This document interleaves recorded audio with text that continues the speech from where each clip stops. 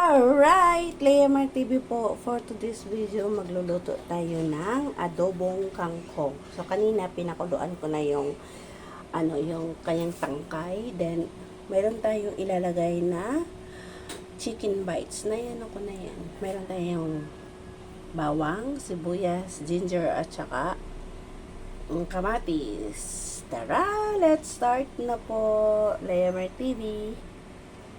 So, let's start. Naglagay na ako ng kaunting oil. Then, maglalagay tayo ng dairy cream.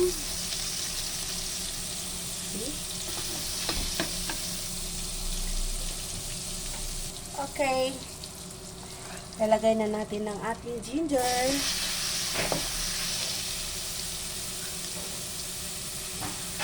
Ating ginger, then ang ating garlic,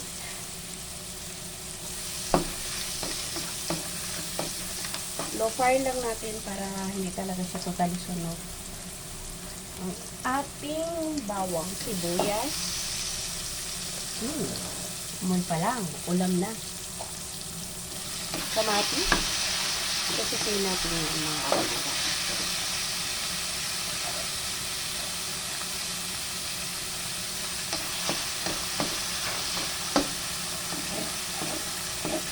Okay, nice yung mama.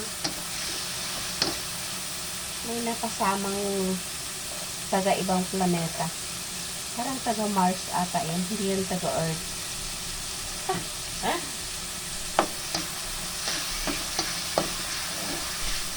Susutin lang natin. Okay, lagay na natin yung ating chicken bites na chicken.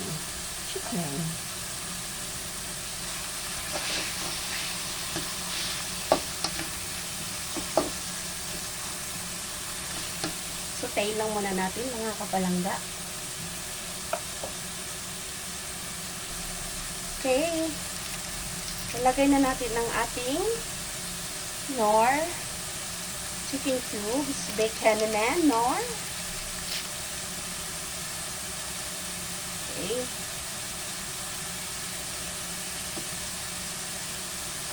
At ang ating black pepper powder. Diba? Kangkong lang yan. Kangkong. Adobong kangkong with a twist.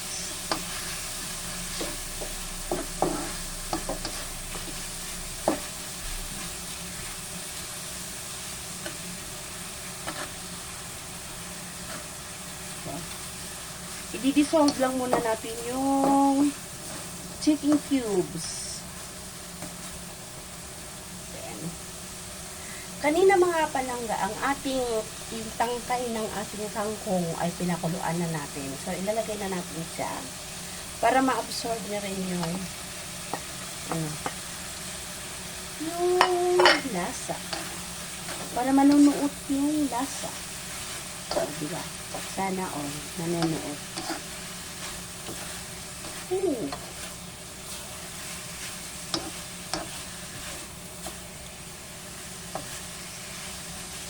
Diba?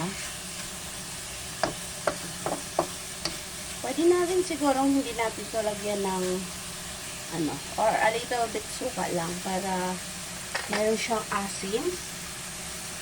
Okay. So, yan na mga kapalangga.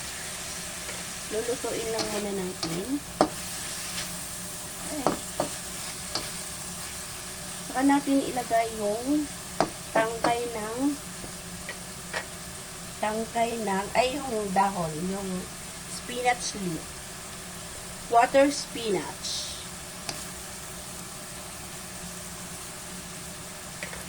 So, kuting mamaya na tayo maglagay ng patis. Dito muna tayo sa toyo. Maglalagay tayo ng toyo. Oops. Dato puti. Bikini naman. Haluan lang natin mga kapalangga. Halo-halo lang.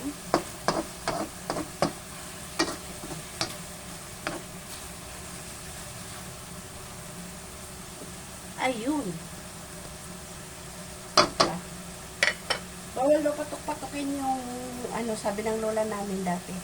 Bawal daw gaganunin yung patik-patikin yung, ano, kawali. Alam mo yun naman, yung mga matatanda. So, takpan muna natin mga kapalangga. For 5 minutes. Alright, check na natin mga kapalangga. Yun, pwede na.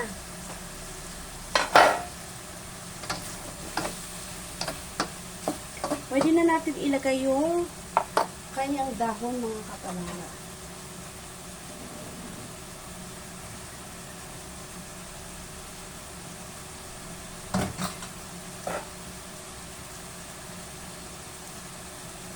Okay. Lagay na natin yung kanyang dahon. Yun.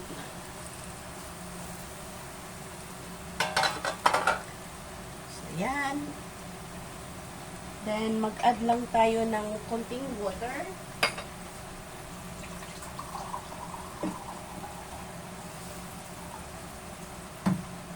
Mag-add lang tayo ng konting water mga kapalangga. Para sabay sa kanyang pagkaluto ng kangkong, ng dahon ng kangkong. Then, yan.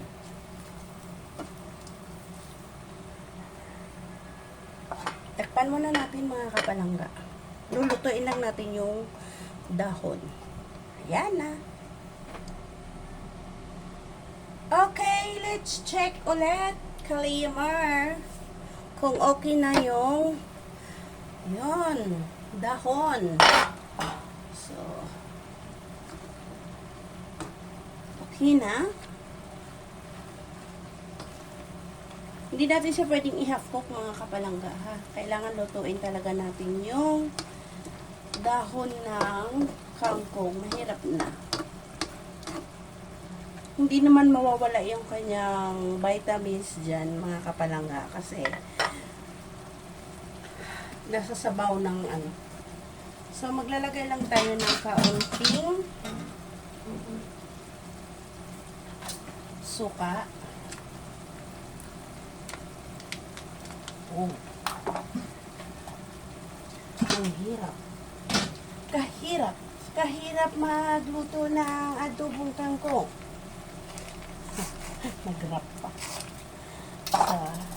A little bit of dato puti suka. Kunti lang. Oy.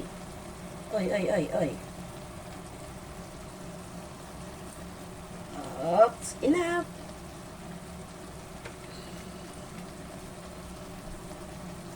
Tama na yun. Mahirap na. Okay, pakuluin lang muna natin yung suka para hindi siya, tawag doon, anong tawag doon sa Tagalog? Taste lang, ha?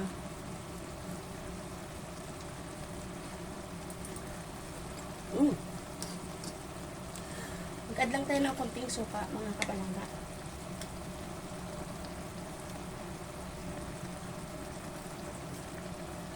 Then, let magkulo-kulo yung suka. Para, hindi ko alam sa Tagalog yun eh. Yung, parang, ano ba? Alanganin naman sa kulasim. Basta yun na yun. Ayan.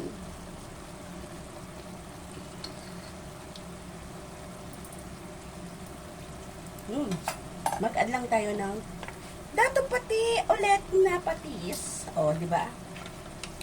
Dato pati, we are fan of you. Yung product mo. Mag-a-add lang tayo nito konti, ha? Ouch! Kanala. Di pa pala bukas, mga kapalangga. Sana all. Kung makita yung gunting kasi how to open this one.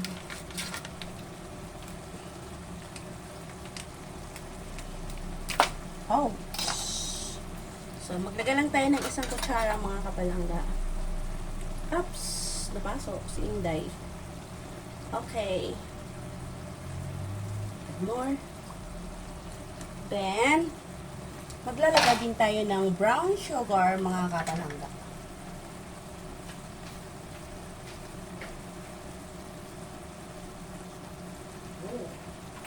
Mag-add lang tayo ng brown sugar, konti. Okay. Pang-contrast doon sa asim. So, mix lang natin mga kapalangga. Yun na! Luto na mga kapalangga. Ready to serve na po yan. Okay, maraming salamat po everyone sa lahat ng sumusuporta kay Laymer. Bye! See you around mga kapalangga. God bless!